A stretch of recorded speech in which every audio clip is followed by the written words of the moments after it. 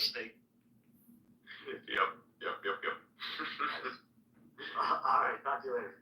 Thanks for answering all the questions. Really, Paul, I saw your little thing that you posted there as a comment, saying, other platforms should follow as example in the regards to the comment. Can you tell me what the fucking context of that message was? So that wasn't even me. That was from the Discord. So I don't know what. I don't know what retarded toucan doesn't get praise. Sorry. Oh yeah, that's the thing in Path of Exile. Yeah, in Path of Exile, like revolving around the toucan, because people used to spam this like ASCII art. It was like a picture of a toucan, and then everyone in the chat would go praise the toucan or something. And it's just a meme. Yeah, I see. Maybe they have a problem with the word read. Or as opposed to if you're on Path of Exile, probably to use any terms such as those. I mean, it's understandable in a certain sense. It's a video game. You shouldn't bring that kind of bullshit there. If you want to talk about it, probably do it in private. But I mean, hey, at the same time, I might have gotten the ability to whisper people revoked from chat inside of Diablo, actually, because I wanted to message somebody there and it never went through, but for everybody else it would do. And I think this was right after me reacting to something that somebody said, and that specific something was, I think, in regards to a really cool item, and I said, holy fucking shit.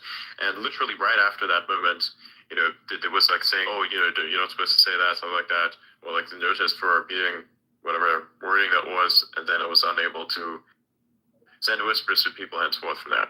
And still has not been resolved, by the way. So, nice. Nice job. Yeah. I will say, one of the things about gaming is, if a game is hard, that's good. But if a game is shit because the way that it works is broken, then it's not nice. I mean, there's a difference between hard games and games that are just hard to play because they're shit. And I think Path of Exile is one of those games that is hard to play, but it's also very well made. Your progression is somewhat determined by the amount of gear that you have as well, but at the same time, I think there is more in skill. We've had a tremendous amount of advancement, I think, ourselves, mainly because of the fact that we're skilled. I would not be able to have progressed it to level 2 of Act 3 if solo, if I didn't know what the fuck I was doing. I knew what the fuck I was doing in terms of how to kill shit, probably not in terms of how to get some of the quest star, because it's a little bit confusing to me, but killing shit and evading shit, that was fun for me. Lots of fun. Yeah, a lot of the skills transfer over from Diablo. The evading, as well as just generally how to build your character, how to get the right resistances and the right stats and stuff like that, kind of transfers over from other games too. Maybe a little bit, but I think it's more it's a completely new experience for someone like me who's only ever played Diablo for a game like that. Because the casting, for instance, works a certain way, and your evade also works a certain way. And I think it's kind of cool because if you cast, so one of the initial difficulties you'll have by playing this game is that when you're casting, which means executing any kind of move, if you then hit your evade, it just basically cancels the cast, doesn't let it go through, it does the evade first, so the evade takes priority. And the interesting thing about that is that, say, a boss is about to come, I didn't understand this at first until I did some boss evasion, but let's say you're in the middle of some casting or something, and you wanted to evade out of danger, then you can just simply press your evade, and you're out of the way of danger effectively. And that is remarkably good for something like close quarters combat, because if you've mapped the boss's skills and you know where they're about to appear, you can just move out of the way while you're in the middle of your full-fledged casting, which is fucking incredible. Something like that I don't think was actually capable for a Diablo, because you actually had to stop doing one thing over the other. So this is something I really appreciate about the game now. I've grown to love, actually, because I could just evade out of trouble a lot more frequently. I was wondering, why the fuck is it, what is this feel that I'm getting off the game that is so different in its movement? And it was that, and another thing I did is, I play on WASD now for the first time, and it is very, very well optimized for exactly this. It makes a lot more sense. It has, even with the evade, what's really cool about the evade is that, yeah, that's another thing. There's no fucking cooldown for evade. you can, in Diablo, you don't have that same privilege. You don't have that at all, actually, as a matter of fact. And here, you can just evade as much as you want. So when I saw this initially, I didn't understand what the purpose of that was until I saw the types of bosses, how they cast skills, being that your mobility, the way you move around, is essential to how you can fight a boss. Essential. It's like the one thing that will get you somewhere is your ability to mobilize effectively and evade properly. That's like one of your highest priorities. If you can get that down to a science, you'll just fly through all the content. Your resistances, of course, as well, because some stuff is unavoidable damage. But realistically speaking, we've been able, with subpar level 12 gear, to take on level 43, 45 monsters. Just because we know how to fucking move. What the fuck? Yeah. You're good at dodging, you can get really, really far, even with minimal gear. Yeah. I understand why Elon likes it. I love it as well. I stayed up all night yesterday. Actually, yes. I stayed up all night playing that game, and I didn't get tired once, which is something that is very rare for anything that I do if it was all night, unless I really, really lock into doing it. But I was not sleepy in the slightest. It's such a good adrenaline release-inducing game. And it's just the best. It's very good. It's like it takes the aspect of having you locked into it that you'll find in Call of Duty, and puts that into a level of progression that's completely different. You don't really get tired because you have a monster, and that monster has a consequence of you dying. So if you don't deal with that monster properly, you will in fact die. So it keeps you on edge constantly in that survival type of instinct zone of the flow state, and that I really like about that game. It's incredible. It's one of the best games I've ever played. I'd say this is definitely one of the best games I've ever played, because I just can't complain about it. Even if you have some complaints, it's probably the way that the mobs can chunk on you, but a lot of this can be solved with skill, right? Deaths are somewhat punishing, because if you die, we get respawned at a checkpoint, and let's imagine that the checkpoint is a little further away from the place in which you died at.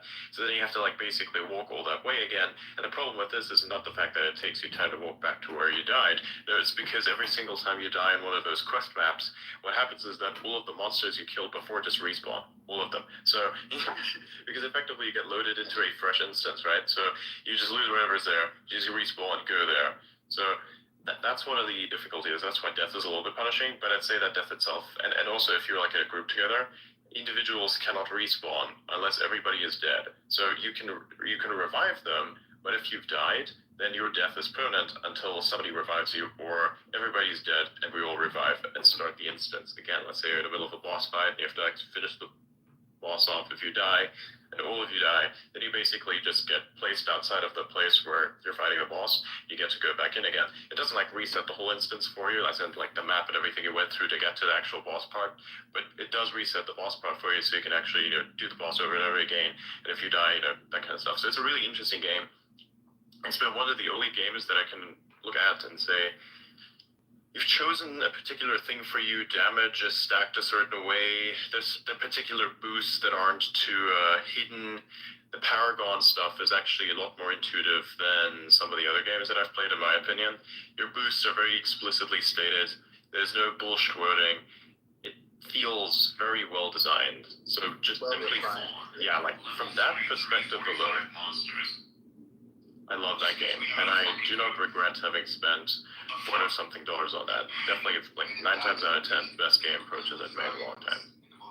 Yeah, and you don't have to spend $400 for the audio stuff. You can only spend $30 minimum, for right now, and then the game will be free to play upon full release. Yeah, so if you don't want to have early access, which is this is what it is, it's early access. You buy a supporter pack and you get to have early access. So they're still working out a lot of the kinks while you're playing it. So this is as if it was. It's like Diablo's public test realm, but you actually have to pay for it to get in, and then they release for everybody else later than what the game is very well optimized. So imagine, for instance, if somebody discovers a meta that somehow sets them far above everybody else, he will instantly rebalance that shit. And they will instantly rebalance it and make sure it's on par with everybody else. They act swiftly. For instance, I think they just said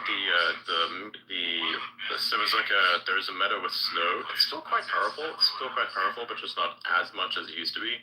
Where you would get like on a certain state reached, you would get cast of comet, and that was a little bit like the casting was broken.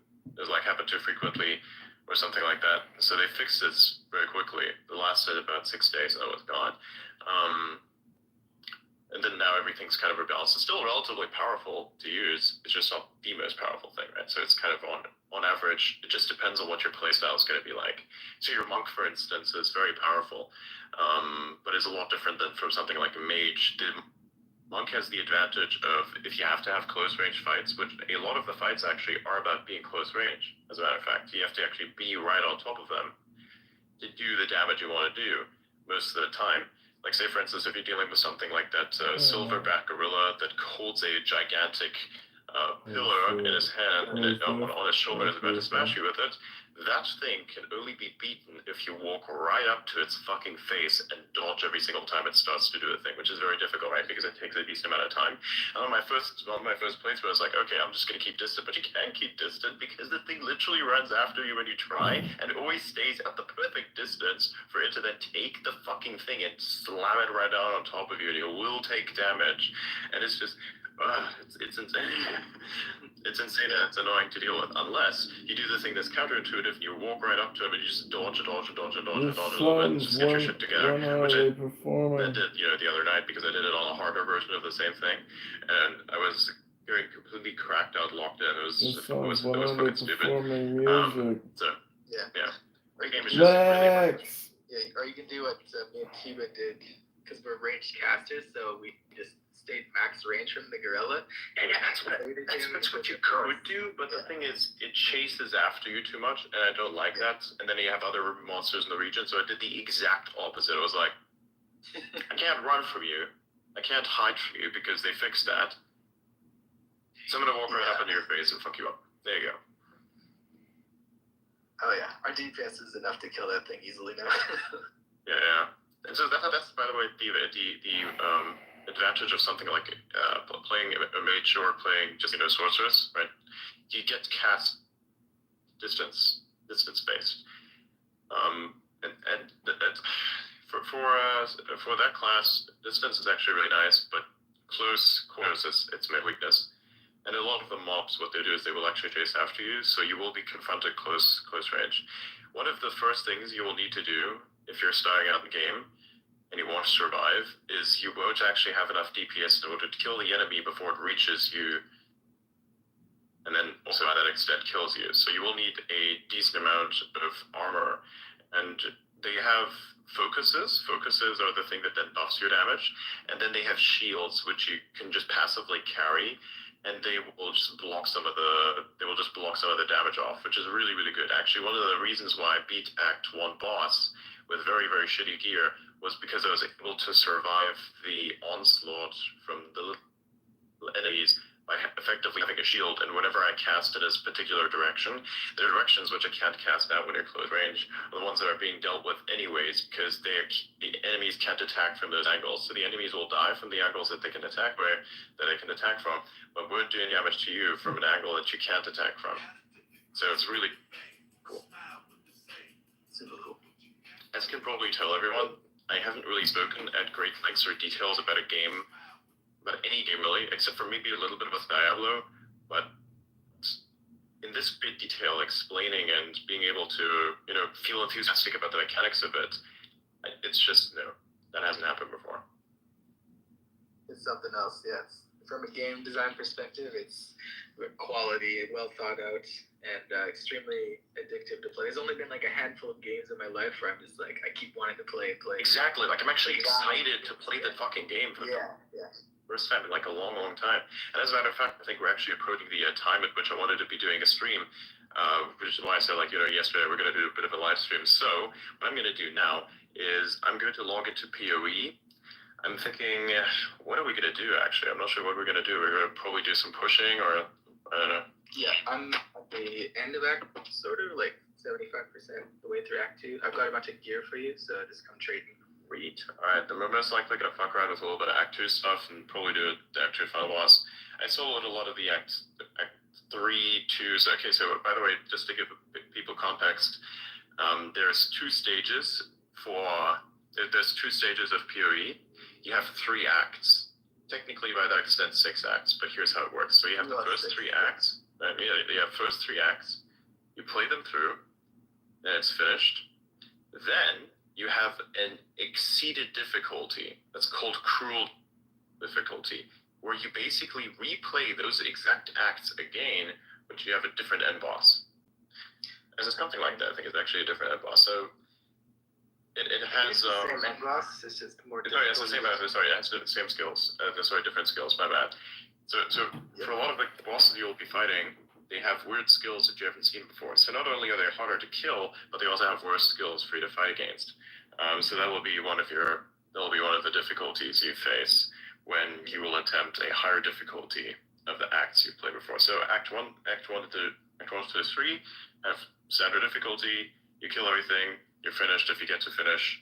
And then after you've completed Act 3, which is Act 3 boss, then you will end up in Act 1 again, yeah. But on launch, you can actually have 6 acts. So I just want to make that clear to everyone. Yeah, exactly. So we only get 3 acts for the early access. There are in fact 6 acts, but the way that we play at the moment is like that. You're a 4th and 6th act are actually just extended difficulties with bigger bosses, effectively.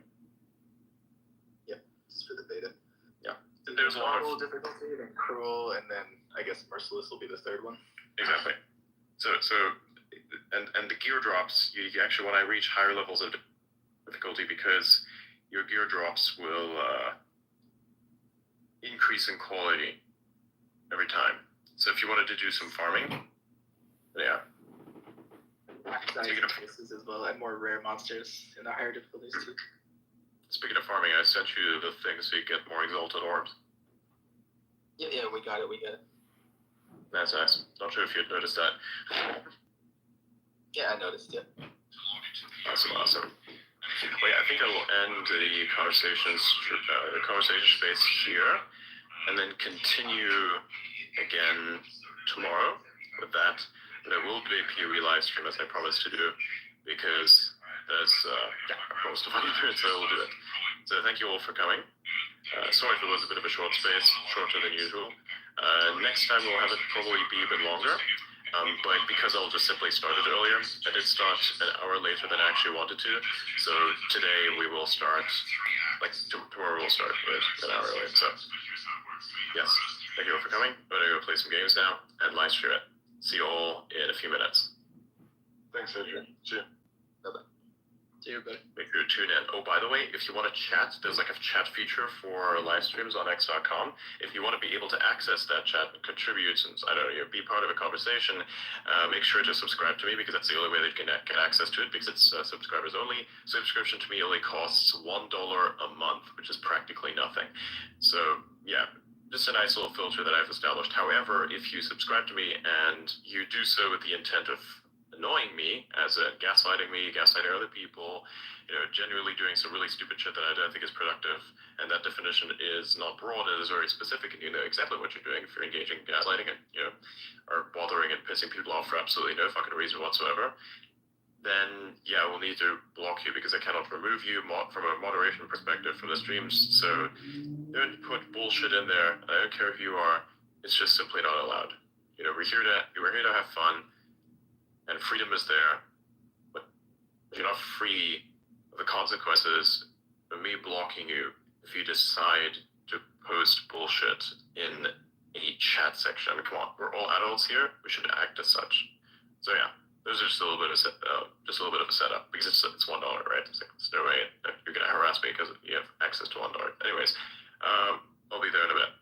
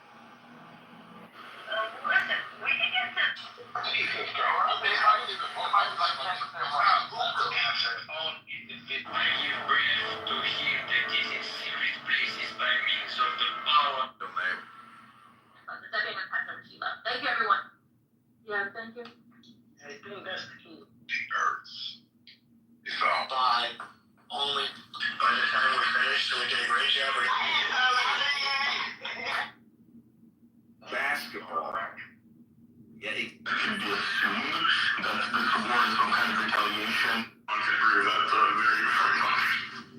Okay.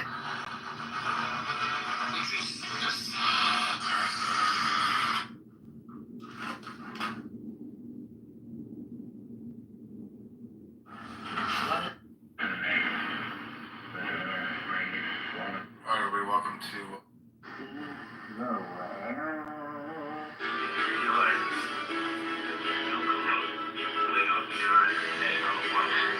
I can't hear you.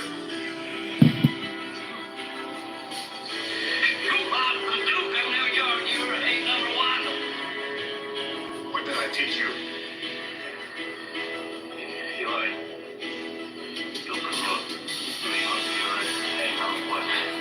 I can't hear you.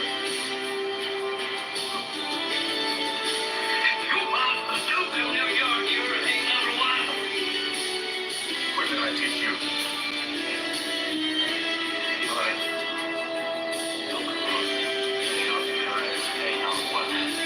I can't hear you.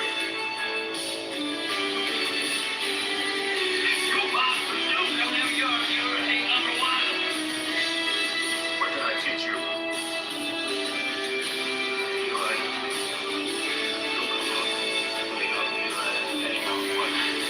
I can't hear you.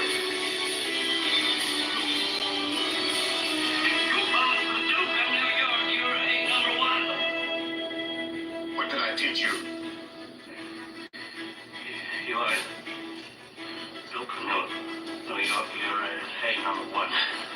I can't hear you.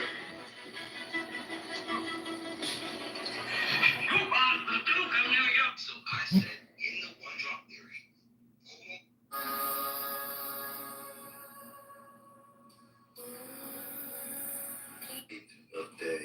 And buying them off is what I can't handle. That's really part of it. We can't take a shot. That sort of example. You're clocking the calendar, so that kind of Manifest, it had all the live.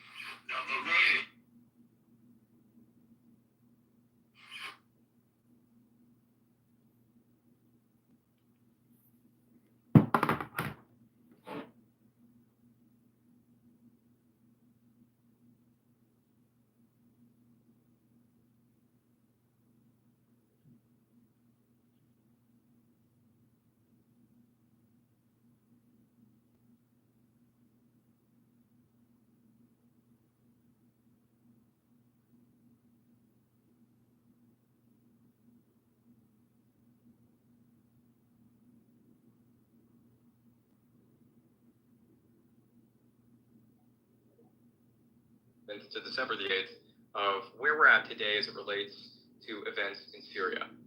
The other event I want to touch on before opening up speaker slots and having what I hope to be a great conversation in my first recorded space is an update on Somalia and Somaliland.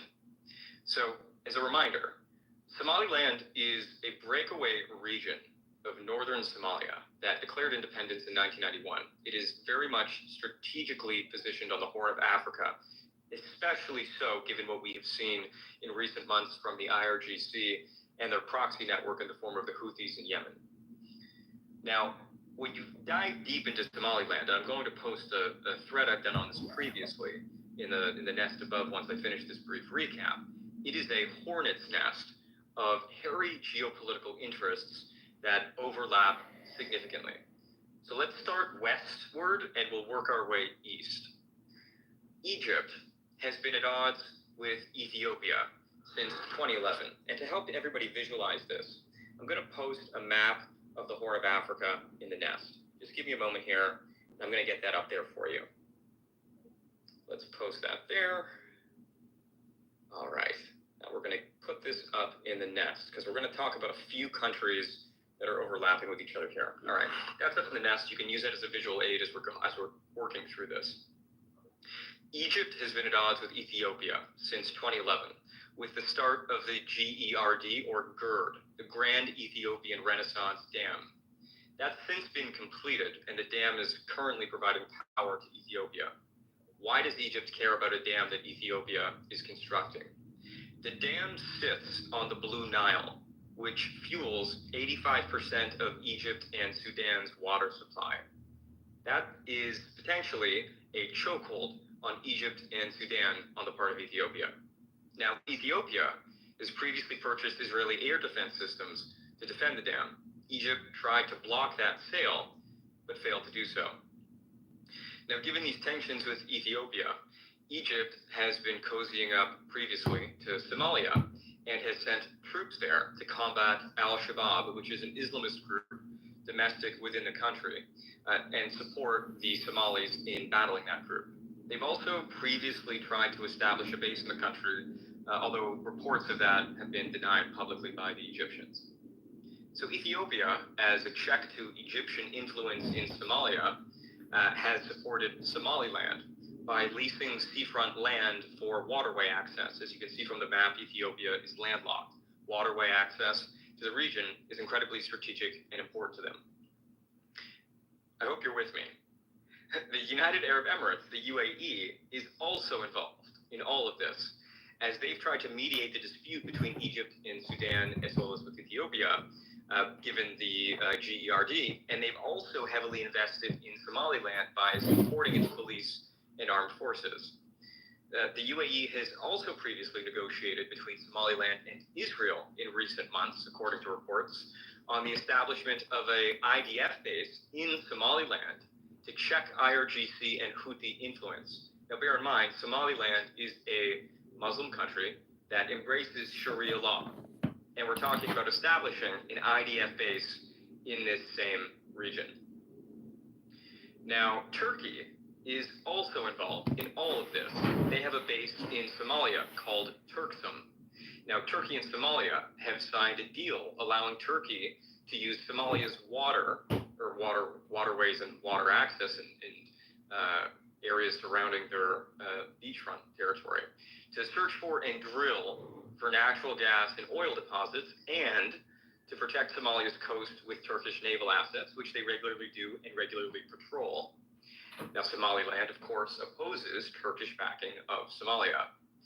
And this week, what's been in the headlines amidst everything we've seen in Syria is Turkey announcing the Ankara Declaration, which is essentially a mediated settlement between Ethiopia and Somalia, in which Ethiopia has now acknowledged the territorial integrity of Somalia, which raises questions as to what does that mean for Ethiopia's involvement in Somaliland.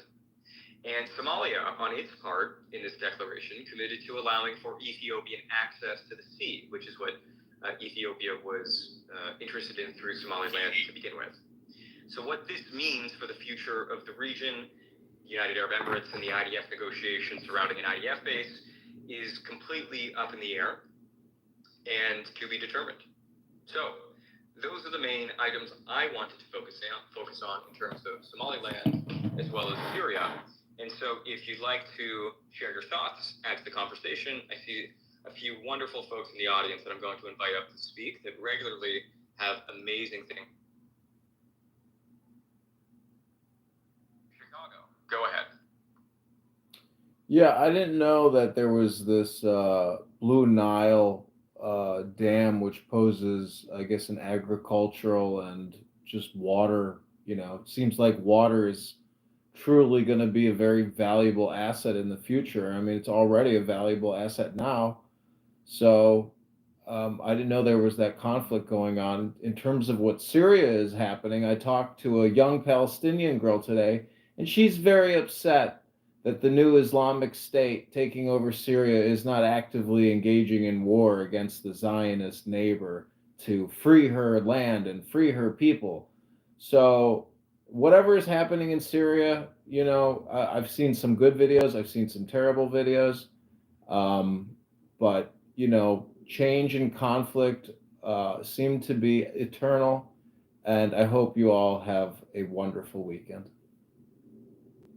Yeah, I mean, I've seen those reports as well. I mean, a lot of people who are kind of in the pro-Hamas camp have been saying, well, HBS officials, as it relates to comments on Israel, have been very tight-lipped. And I think there's been a lot of speculation as to why that is, given that they have been full-throated in their support previously for Hamas, right? And so, I mean, you can speculate on why that might be. Maybe it's that they want to focus on building up the country, focus on internal and domestic matters before even thinking about Israel. But, that's again just speculation. John, Goldie, Gino, welcome to the stage. Shabbat Shalom. John, wow, I didn't know you were all of a sudden keeping kosher. That was a good rundown there, Sean. I liked it. It was good. Thank you. Yeah. What's your take on what's been happening? I mean, I'm sure you've been to Spaces talking about Syria. I've been absent for the past week or two on Spaces, but yeah, what's your reaction to all of this? I mean, it's a wait and see moment for sure. I mean, much of the stuff you talked about, also Israel moving forward, not just into the buffer zone, but saying they plan to stay at Mount Hermon through the winter. Blinken on an emergency Middle East tour, stopping in Turkey, discussing ISIS campaign. He stopped in Jordan. Jordan has a lot of concerns, of course. He then made a surprise visit to Iraq. There's a big Arab nation summit on Saturday, actually, with the U.S., Turkey. Jordan's hosting it, a whole list of people. This Saturday to discuss the post-Assad kind of situation. That'll be really interesting what happens there. And then going through the X stuff and trying to parse out like fact versus fiction. I published a piece today about the Captagon trade and how much it had become overcasted that Syria was a narco state. It had been for a while. It surpassed the GDP. Jolani says that stops. Is he going to be like a Taliban and like really make it stop, or be enticed by the actual need for it because of the money?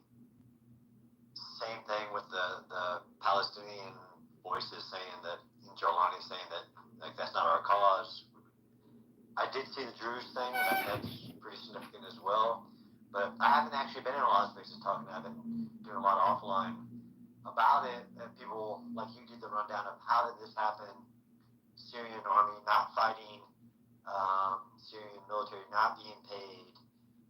A lot more stuff happening, of course. A lot of people, the Kurds definitely in a tough position with Turkey taking advantage. I think you mentioned Israel taking that move to prevent the Syrian military's armaments to fall into whomever, to include the terrorist organization, because the U.S. says they are until they aren't. The over 500 strikes decimating, and the Israeli Air Force put out the numbers of what they've done to include the SAMs, the air defense systems, the naval forces, the chemical supplies, what they did in over 500 strikes, and they're still doing it. I think there's a ceasefire in Manjib, but I think Gino would probably have a pretty big update on that. There's so much going on, but really people keep asking me, like, well, what's going to happen now? Like, who the heck knows? I mean, it's a 50-year dictator regime ends, and the terrorist organization seizes power, seems to have power, at least in Damascus, for sure. There's also a case where there's some chaos happening. He put out, stop that, like Sunnis going into Shia mosque, and what you would think would happen in this chaos is a lot of bad things happening. The prisons being emptied, you have like coercive war to everybody there, but other people discovering the awfulness that was this Assad regime's torture programs and everything.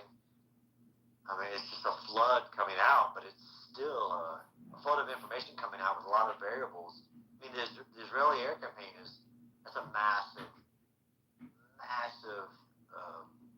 kind of regional changing perspective on what it does for the region to not have those weapons even on the playing board anymore. They're just off. They're not in terrorist hands. They're not in whoever's hand. I mean, I think I actually skipped over that, so I'm glad you did a job, because like that was, I mean, I think that was an earth-shattering moment, at least for me, and I think for others as well, because what we basically saw, and it's still ongoing, although more limited than what we saw in the first 24 hours, was that we saw 300 plus strikes, I believe, over the span of 24 to 48 hours. which essentially took out all of the strategic capabilities of Assad's army. And I mean, that is unprecedented in terms of an air campaign in recent memory in the Middle East, right? I mean, it's hard to, Israel keeps doing unprecedented, so it's like unprecedented this, so it's hard to keep track of them. But I agree with you, yeah. Although the first Gulf War air campaign, those first 96 hours, like 250,000 bombs and missiles. I mean, it was what they did to Iraq was legit. Yeah, I mean, definitely crazy. I wanna loop in Goldie and Gino to this as well. Gino, one of the things that I've been asking myself, seeing this, and one of the things that a lot of people have been saying is what's going on in northeastern Syria with the YPG and the SDF. So again, we covered this in the rundown, but the Kurds are a secular group of folks who have aligned themselves with the West, have supported us in our fight against ISIS, who are very much supportive of the Israelis, and they always seem to get the short end of the stick. So now with HTS in power, we've seen reports, or taking over the majority of the country, we've seen reports that the SNA and the Turks have been attacking the SDF in Manbij, and the interplay between the HTS and the SDF seems to be a little bit of a question. So Gino, if you could maybe give us a little bit of an update as to where things stand vis-a-vis the SDF, the HTS, the SNA, and the Turks, that would be really, really helpful. Hi guys, thank you for having me. So it's really we need to put like some factual things up here because I think there's an informational war going on as well. So it's difficult to say what's actually going on, right? So in Manjib they said there was a ceasefire. There's not. I think it was yesterday or was it today? There were already fierce clashes between the Turkish-backed terrorists, HTS. Well, not HTS actually. It was the backed Turkish occupiers in northern Syria and Rojava. If we go back 5 years ago and decades ago, so I understand some people might think, oh, it's a conspiracy theory. We don't actually know whether it's Turkish-backed. We don't have any reports. It's just some people who says it. But if you go back decades ago and analyze Erdogan's rhetorics towards what he has planned for Turkey and for northern Syria, well, it's quite easy to conclude that this is Erdogan, especially the last 5 years where he had this expansion of the borders between Syria, northern Syria, and Turkey, right? Manjib is right now either under ceasefire or under attack by Turkish-backed terrorists. That is what is going on. Kobani has also been under attack these days, so I don't believe in ceasefire there either. I know that there were 238, I think it was, defeat of Turkish-backed terrorists and 8 lost for SDF. And there's also been information spreading about that SDF wants to support the HTS. And they have declined it. They are saying that's informational warfare and disinformation. So I was worrying about it actually because that would mean they had to bow down on their principles, right? So that was kind of relieving for them to go out publicly say that it's not true. We are seeing though, those videos that are coming out, is that Turkey by Erdogan is ethnically cleansing some villages, small cities where people, it's not cities, villages where they are completely destroyed. we are seeing children being killed. We are seeing it's horrific, right? And then you see Damascus, which is pretty, uplifting, because that is what is ideal. People being happy, people being freed from Assad is a great, great thing. But there are also atrocities happening outside of Damascus that we are not talking about. And so, Gino, just to interject, so I just want to clarify, given what you just said. So, is the answer to the question as to what is happening between HTS and the SDF a little bit of a question mark right now? Is that an assessment? Yeah, I can send you the SDF's press release after I'm done talking, so you can have it. But yeah, that's a question mark. But since they have declined it, I believe they don't have any agreement, and that was a disinformation so far. We don't know whether that's a tactic either, right, from their side, or if they have been met with backlash from the community. But what we also have seen is HDS, Jolani had a meeting talking about what kind of institution he is thinking about, without completely concluding and giving specific information about that. He was talking about having a public morality police to, control the public morality. And as an Iranian, I know what that means, because, and I think the Western countries also been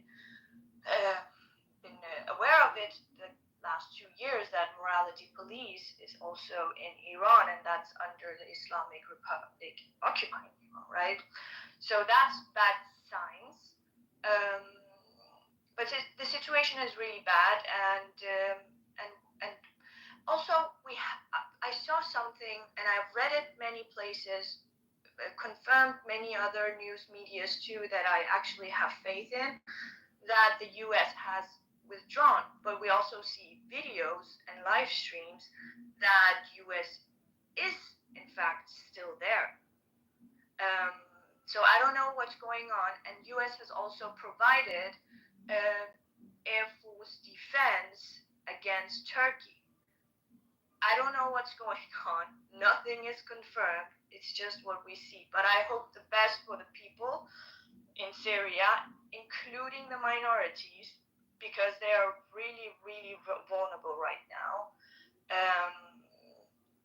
And yeah, I hope that they will see that this is a plan of Erdogan for a greater, Turkey, I guess, Ottoman Empire. Thank you for the breakdown, Gino. I have one more question. I see John has his hand up. So could you just answer this question? I mean, the Kurds are well known for being allies of the West in secular, especially as it relates to Iraqi Kurdistan. Could you just clarify if the SDF and the YPG's position is similar to Iraqi Kurdistan? In the pro-Israel camp, that clarification would be helpful, because it seems as though, given the events that have transpired in Syria, their interests are clearly aligned and overlapping, but the clarification would be helpful. So YPG and YPJ are two different things, but they're in line ideologically, which is secular.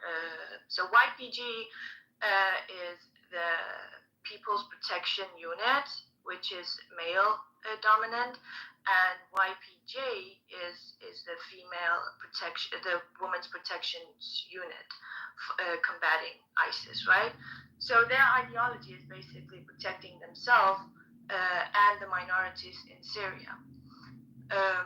What they really want is unsure, but the last 5 years we can say that what they really wanted was having an autonomous Rojava, which they gained, and that's also what they have been fighting for these couple of days.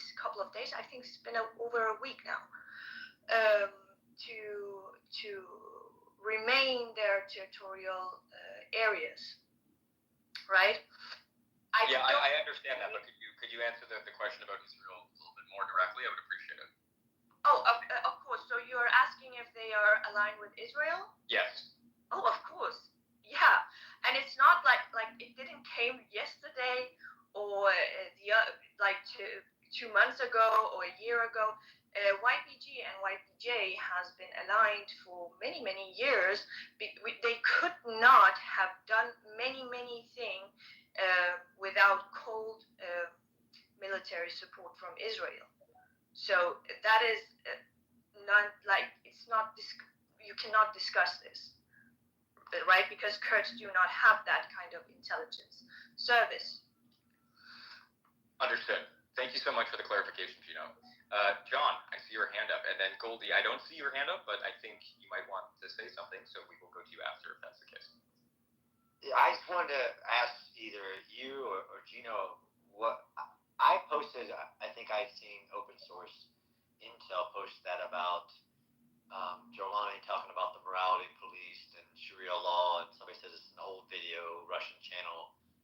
Is that proven, or do we think that's a real statement he's made since taking Damascus? And what's the status of Deir ez-Zor? It's in HTS's hands? I'll let Gino answer the morality police question, Okay. Or if anybody else. I also see Assad has joined the stage. Not that Assad, but Sam Hana. So if you want to contribute, please feel free to do so. My understanding is that that the city was under the control of the Kurds, and it has since been, I believe, evacuated and handed over to what I believe to be the SNA or HTS, but Gino could potentially confirm that. So Gino, please go ahead. I think it is. Maybe Assad can help with that, but I think it's under control of HTS. If not, please correct me. I don't know right now. The Institute for the Study of War posted an update recently that I'm going through. It says it's in HTS's hands, but it just seems weird. It's a little dot surrounded by the STF. So, Assad, go ahead. Yeah, thank you so much. Thank you, everyone. I just want to say here in the beginning that there is a bit of mix between HTS and the other groups. We can't call every another group HTS. HTS has no presence in Deir ez-Zor. Deir ez-Zor is handed over out of the Kurdish-controlled groups to the Arabs-controlled groups. Most of it is formerly, it's like locals who were with the Kurdish groups, such as Al-Jarba and the other tribes. They call it the Al-Ashair army, or the army of the tribal army. So they stopped supporting PYD, and they gave them the territory of Deir ez-Zor, and that came after also some American involvement. There's a big switch right now with who supports what. We can't call every Sunni or every Muslim group HTS, even the groups in Damascus, unless we just want to throw some words there. The groups in Damascus, yes, there is HTS. HTS was the main leader in this, but also there are other groups from Homs City, which didn't have HTS before, or even Al-Nusra, they didn't have Al-Nusra in Homs City. It's my city. We have the SNA army also in the north, which runs out of Afrin and the other areas on the Turkish borders. And those groups actually were in bloody fight with HTS for more than 5 years, and that's why they have borders between their areas and Idlib. It's not open area between they call it the Euphrates Shield area, so they don't have open borders between each other. And those groups previously they were Hazm and the other factions, which were supported by the U.S. For 3 or 4 years, and then because HTS started war against them, the U.S. stopped supporting them, and those groups were demolished and then adopted by Turkey and funded and trained by Turkey, and then they did the Euphrates Shield area, which took control of that area, and that's why there are some borders there. I just want to talk also about the situation in Damascus. I don't know if we want to talk about. I don't think we want to talk about the last 13 years. We more want to talk about the last 13 days or 20 days, which we saw big switch in the behavior of those groups. We didn't see any since that battle started. We didn't see any violations. We didn't see any executions. We didn't see any violence against civilians, especially not even about the army. Like the people of the opposition, they are frustrated and angry because the people who were pro-regime, and here we're not talking politically pro-regime, we're talking about people who, civilians, and carried weapons against other civilians. They are just walking free, and nobody is asking them anything, or nobody is telling them accountable. So they didn't talk, they didn't execute anyone. The video of the morality police that's more than 2 years old, that was in an open discussion, happened in Idlib. He talked about morality police in their areas, but that's not a new one.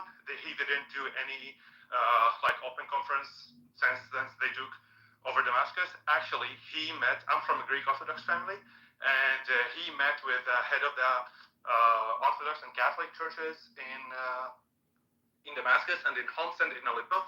And they told them, they said, we're not going to tell you you are safe because you know you are safe. We are taking over this country for, like, Syria needs to be a country for every Syrian. You have Christmas coming up. You celebrate Christmas more than you did before. You put your decorations more than you did before, and we're going to celebrate all together with you. So actually, the minorities and the Christian and Druze and Alawis and Shias, they are all happy about this because we expected bloodbath the day after the falling of the regime, and we are seeing things like 10,000 times better. Well, I think there's a number of questions that stem from some of what you just said, Assad. And so if you want to tackle these, I think it would be very helpful for me in the audience. You mentioned that the minorities are happy. But at the same time, and maybe this was mentioned before you joined the space, we're also seeing these Druze villages in the Syrian Golan voting on very publicly and videoing it, voting on joining Israel proper and asking Netanyahu, please, we want Israel to basically take control of the region in which our people are, because we are scared about what might be coming our way. It seems to suggest that the forces that might be coming south to their territory are kind of a question mark to them, and they don't know really what to expect. And I think they might see Israel as kind of a beacon of stability, which is why they're requesting that Israel kind of take over administrative responsibilities for their territory and potentially join Israel. Absolutely. Can I answer just a second? One by one. I have one more question for you, if you'd be so kind. In addition to that, I would love if you could also answer the question of, what can we expect moving forward as it relates to HTS and the SDF? Everybody is looking at northeastern Syria. Is HTS going to make nice and play nice with HTS, or what do you expect to happen from there? If you could answer those two questions, it would be very helpful. Absolutely. I was just trying to say, let's take them question by question because I'm not good in keeping track of every point. I'm not taking notes here. But sure. So about the Druze or the Druze community in Suwaida, that was an open call for annexation from Israel. They said any country who would treat us with dignity and stabilize us in our land, we will be loyal to them. We know the Druze community. They have a good percentage of the Druze community. They serve in IDF, and they have a badass division in the IDF. It's all 100% Druze. So they have their existence, they have their presence, they have their power over there. I'm worried about phase of instability, but that's not because the divisions who took Damascus, they're going to come after me or after my family or after my community. I'm worried because we don't know what's happened. We are in a phase of building a country and building a state. So we don't know if people who defected before or who they were serving in the Syrian intelligence and the Syrian army are going to mobilize and do some attacks. That's why actually I'm happy about Israel taking out all of their weapon storage and missiles factories, because those could be used to destabilize Syria in the short phase. Now Syria is very weak. We don't have intelligence. We don't have army. We barely have police. So yes, there could be a phase of instability. So the Druze community, they are trying to skip that phase and offer that to Israel. If that's their choice, that's something else. And if Israel want to do it, also that's something else. But they did not say we are worried from the people who are taking over Damascus, so that's why we want to be to be joining Israel. actually, the people of Sweden, they have been demonstrating against the regime for more than 2 years. They refused to serve in the Syrian army, and they welcome the opposition since they started from Daraa. So they are on a very good terms. And yeah. No, I was just going to say the second question was as it relates to HTS and the Kurds in the northeast. Yeah, thank you. So Mazloum Abdi, I posted under your post in the nest, I put a comment from Mazloum Abdi, who is the head of the SDF, the chief SDF, Mazloum Abdi. He said that the green flag, the revolution flag, is a flag who suits us, who suits all of Syria. Actually, today they started putting that flag on their buildings and their institutions in the SDF area. I know there is open channels right now. They are talking with them. There's also some different messages from the American side. That's why also Blinken was in Turkey and was in Jordan, and I believe he was in touch with the SDF. There's open talks right now. Different messages from the American side. That's why also Blinken was in Turkey and was in Jordan, and I believe he was in touch with the SDF. There's open talks right now about what could happen, and if you look on the map, on LiveView map, the SDF area is the only area right now out of the green, if we will call it the green area, or the area was controlled by the new government in Damascus.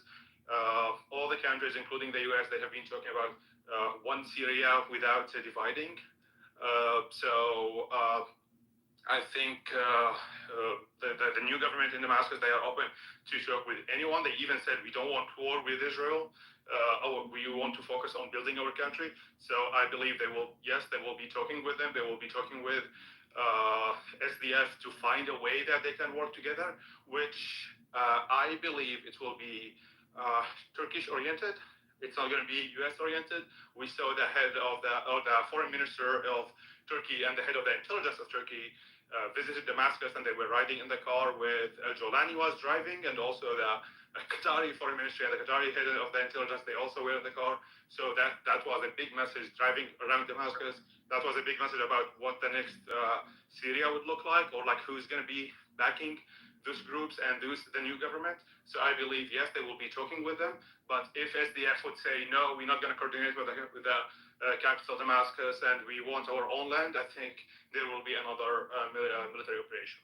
Yeah, I mean, I think that makes sense. But just a couple follow-ups on the Israel piece. I mean, you just said it yourself, right? So this is a Turkish, seems like potentially Qatari-aligned faction. And I mean, I might have said this before you joined the space, Assad, but I mean, HTS's previous statements in support of Hamas in relation to supporting October the 7th, supporting Hamas rocket attacks into Israel, I mean, this is not questionable. And so this is clearly not an Israel-aligned government. It seems as though, and correct me if your assessment is different, it seems as though this is in fact a hostile entity to Israel, but that they simply are just in such a weakened position given that they've just recently taken power, that their preference is to focus on domestic issues and shoring up their base of power. Is that a correct assessment in your opinion? I think that was the previous phase when they were playing the role of the Islamic groups, when they are playing the role right now of a government. I think they are different, and they said that, Al-Jolani said that our enemy is the Iranian militias in Syria, or the IRGC militias in Syria. We are done with that, and we're going to focus on building the country. I want to add one more thing on this. The new government in Damascus today, they ordered the disarmament of, they took the weapons out of the hands of all the Palestinian militias in Syria, and they closed all of their training camps, which was funded and built by the Syrian government of Assad. So that happened today. But hold on, let's take a step back here. Is it that they still hate the Israelis, but what you're saying is that they might just hate the IRGC and Hezbollah more than the Israelis because they have actually been bombing them and the Syrian people since 2011 during the duration of the civil war, correct? And I think that this is a really big question, because if that is the case, Assad, the question on everybody's mind is, seeing the announcements in relation to the Russian bases potentially being able to stay in Syria. Nothing's been confirmed. But if HTS agrees to keep those Russian bases in Syria, people are wondering, does that mean that HTS is actually going to be taking a more moderate stance as it relates to the IRGC and Hezbollah, and potentially still allowing for the flow of arms through Syria into Lebanon and into Hezbollah? So about the Russians, I would say it's confirmed that they withdrew from Syria, and I can send you the video documenting moving all the Russian base from Latakia to Tartus to be moved with by a Russian vessel in Tartus harbor. But about Al-Jilani and HTS and the opposition group, it could be both. They still can hate Israel but make peace with Israel, such what Turkey is doing.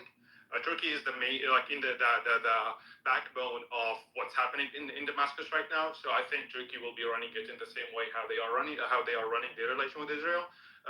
Also, the former Prime Minister of Turkey, he announced today that he contacted Al-Jolani and he sent him a plan of 9 points on exactly how the foreign relation and the next state of Syria, how it should look like. So I believe that they can still don't like Israel, but don't make war with Israel. Okay, so this is, I mean, given that description, this is essentially a vassal state of Turkey, given what you basically just described there. I did see a couple other hands up, and I do want to move the microphone around. I saw Intel and Daniel, you had your hands up, and they have since gone down. If you wanted to chime in, either one of you, please feel free to go ahead. Yeah, I'll keep it brief. In terms of the whole thing yesterday that we saw the two videos from the Druze. So the first video where it's just the single gentleman sitting in the chair. So that video came from TikTok, and it's a longer video than the clip that was floating around on Twitter. On the original video that was uploaded on TikTok, later on in that video that isn't clipped on Twitter, he clearly states that he's an Israeli citizen and he wants the Israelis to annex these territories. The second video where it's like the meeting, like the kind of like in that marble floored area, that one's a little bit still unknown on its authenticity. But today we had a third video come out from, I'm not sure if it's the Sheikh or if it was more of like a civil leader in Hadar. He came out today and did a video in Hadar saying that the position of the people of Hadar is not to secede or be annexed or leave Syria, and that the reports on social media are false, and pretty much went on this whole thing of how that they want to stay unified with Syria, and anyone who's questioning this is in the wrong, essentially. Yeah, I appreciate the context. I think that what really perked my ears up was that what seemed like a town hall meeting, like you were saying, alluding to with the marble flooring. And something else to be mindful of is I think Netanyahu posted this on his social media channels. He was shaking hands with the leader of the Druze community in Israel, I believe yesterday.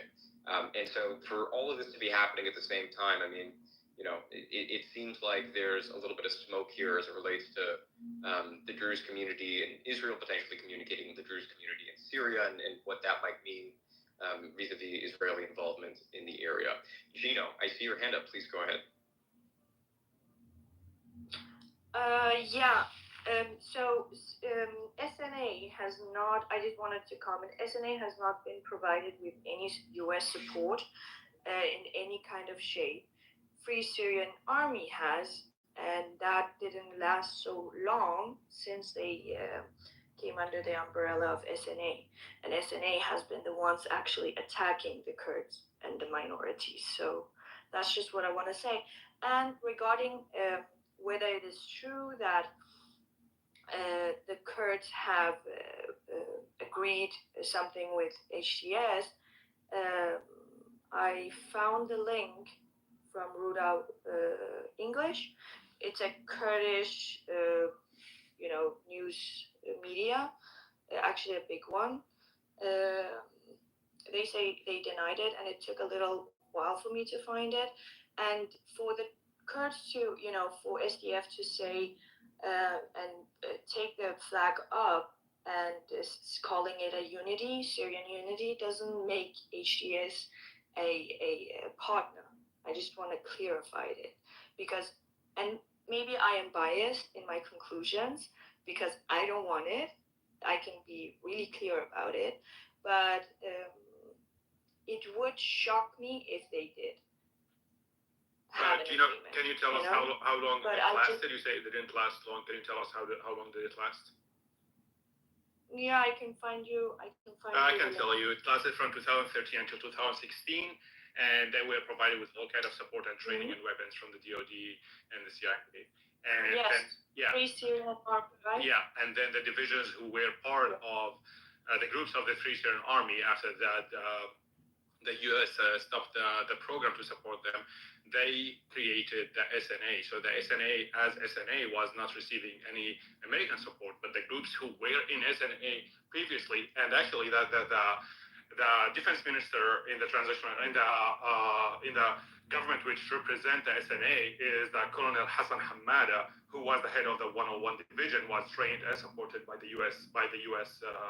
U.S. government. So yes, SNA did not receive support, but SNA groups were trained and supported for 3 years from 2013 until the end of 2016 by the U.S. government. Yes, that is true, and that was actually what I was saying. They were, and now is supported by the Turkish and financed, and therefore SNA is Turkish backed. Whatever you're gonna call them, groups. Thanks for that clarification, Gino and Assad. I want to go to Goldie and then to Daniel. Goldie is obviously very well known for speaking on all matters as it relates to Iran and the IRGC. And Goldie, I mean, what is the regime in Iran thinking about what is happening in Syria right now? Are they scared that their supply link to Hezbollah into Lebanon has been cut? What's going through their minds? Oh, absolutely. First of all, thank you so much, Eric Stonkel, for sending me the mic. I was just planning on listening because we had our own space earlier. It was 4 hours, but you sent me a mic, and I respect you, respect your spaces. Happy to be here. Thank you for that. Yes, the Islamic regime, they're terrified. Khamenei's social media accounts have been going like off the charts with posting various messages every day. They're saying things like Hezbollah is alive and the resistance is going to fight back, and they're trying to blame they're trying to blame like what happened in Syria on Israel, like anything and everything you can think of. They're basically trying to discredit the Syrian people's fight against Bashar al-Assad and try to delegitimize their struggle by saying that this was a quote-unquote Zionist project, which gives you a very big hint. The Islamic regime is very, very terrified. And I can say, as an Iranian, and I've listened to a lot of Iranian spaces, in Farsi and Persian, and, people in Iran speaking, everyone in Iran is very, very happy that the Syrian people have freed themselves from the clutches of Bashar al-Assad, because he's one of the most brutal dictators in the world. And the images and videos we've seen coming out of Sidnaya prison are absolutely horrifying. And a lot of them are very similar to images and videos that we've seen of Iranian people inside of prisons in the Islamic regime, like Evin prison and others. So the Iranian people have a lot of sympathy for Syrians. I would say the biggest concern that the Iranian people have is what comes next. Because Iranian people, many of them have lived through 1979. For those of us who were born after 1979, we're very, very familiar with the history of the Islamic coup d'etat. I don't call it a revolution because it wasn't a revolution, it was a coup d'etat. And we don't want to see Syria fall into that trap. Having said that, I think it's also important for many of us who are not Syrian, myself included, to give space to Syrian voices and learn from them what's going on. I mean, ultimately, the future of Syria is in the hands of Syrians, and it's up to them to pave their own path. And I'm really happy that Sam is here to speak about this, because a lot of people who are not Syrian will make all these statements and say, oh, what about the minorities? What about this? What about that? Well, Sam, he literally just said he's one of the minorities in Syria. He's a Christian Syrian. So he is exactly one of those minorities in Syria. And that's why, I try to give space to Sam and learn from him. Of course, I have my own questions and concerns, but ultimately, the future of Syria is in the hands of the Syrian people. And I've learned a lot from Sam. I see Rasha in the audience down below. She's also Syrian. Not a Syrian minority, but she is a Syrian. But,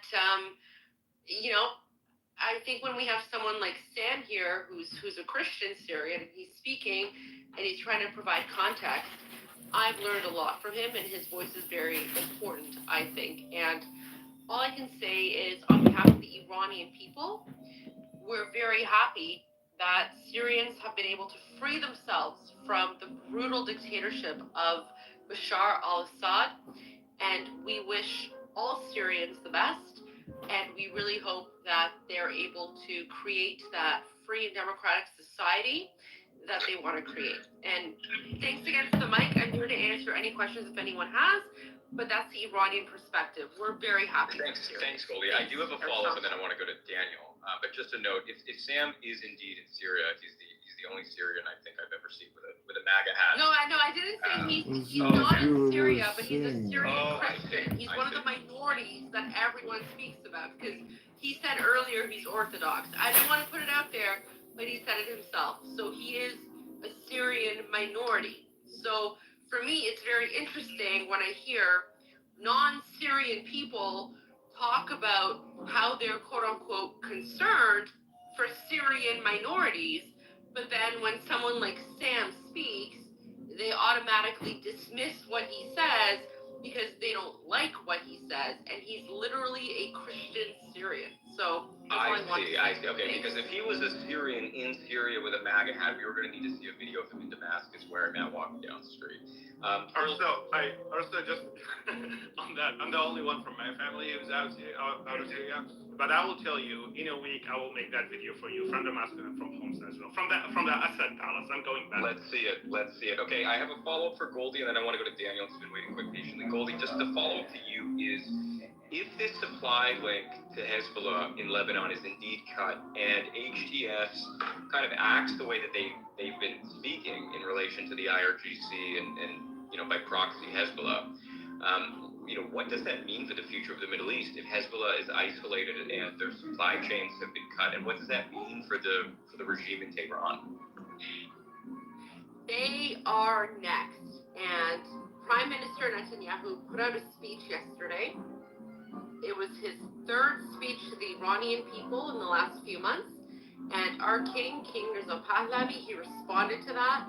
I'm going to summarize it really briefly, but he said, he wishes that more world leaders would be as direct as Prime Minister Netanyahu, and he wishes that more world leaders could understand what's going on in the Middle East the same way that Prime Minister Netanyahu does. So I'm personally feeling very hopeful about the future of Iran, because the axis of resistance that the Islamic regime has tried to create for the last 45 years has crumbled in the last year. It's gone. One of the biggest challenges, and I don't want to make this about Iran, so I'll say a few sentences and I'll leave it here. One of the biggest challenges for Iranian people in overthrowing the Islamic regime, is every single time Iranian people have risen up, the Islamic regime have brought in their proxy groups, Hamas, Hezbollah, Houthis, the Bashar regime, brought them in, these non-Iranian people, to murder Iranians when they're out in the streets. For the first time in 45 years, the Islamic regime has been the weakest it's ever been. I have never been more hopeful in my life. I know that the Islamic regime is next. Their time is coming, and I'm hopeful that by this time next year, Iran will be free.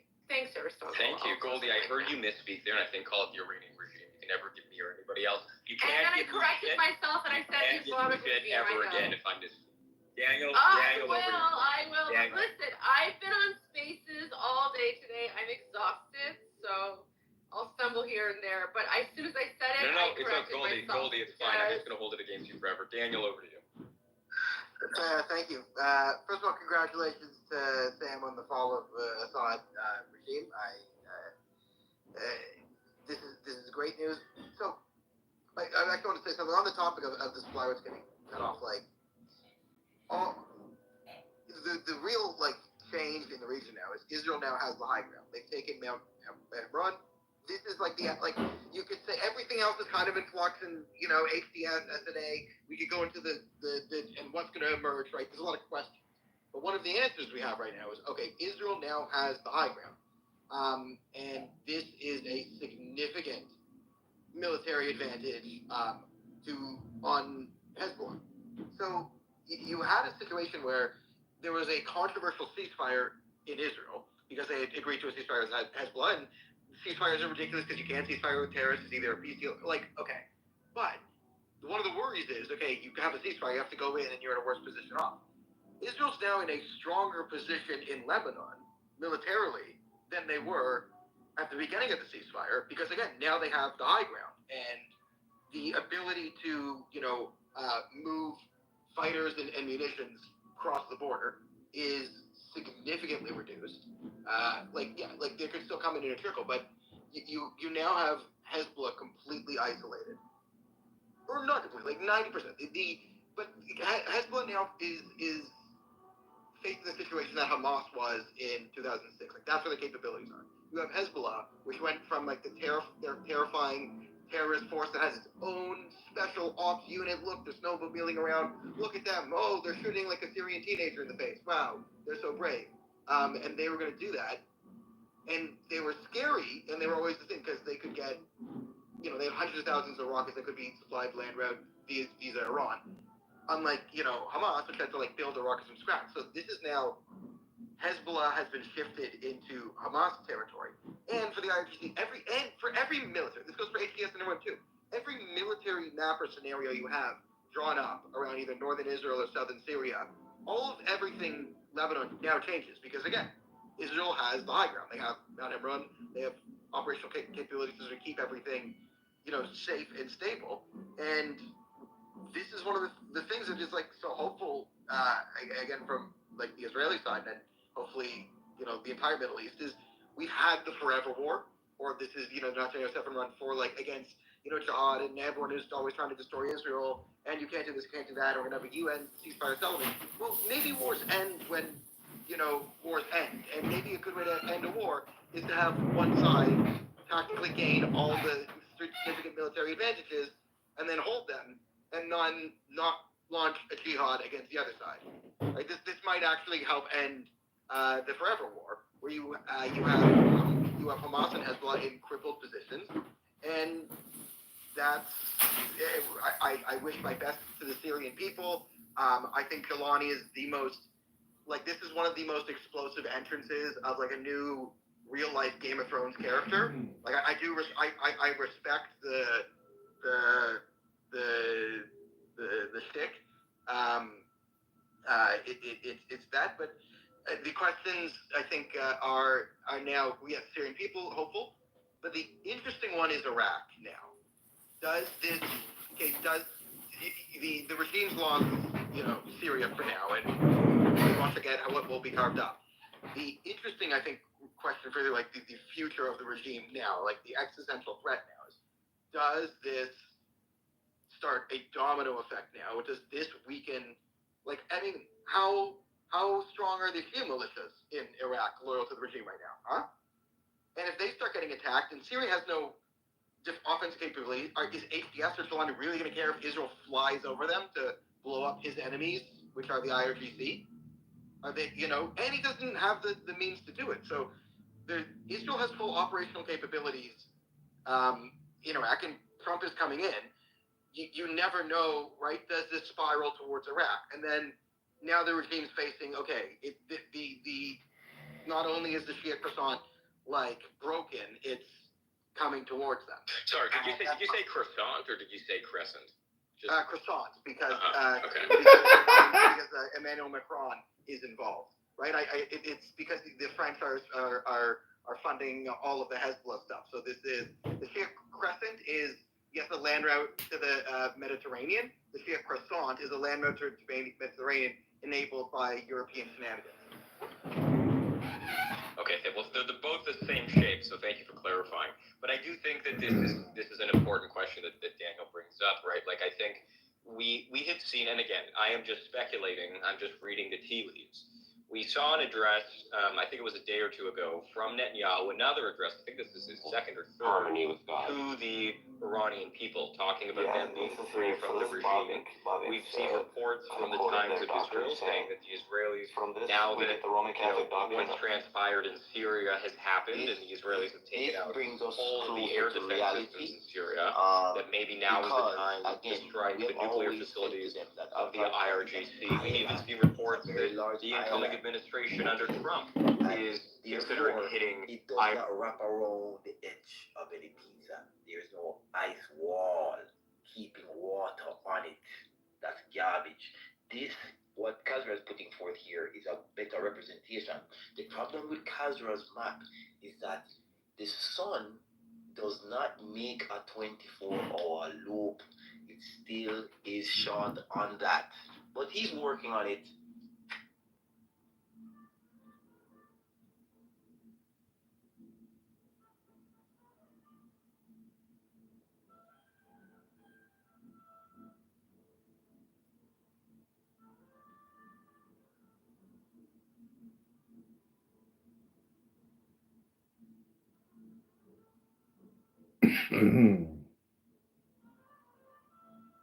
Maybe this is Adrian.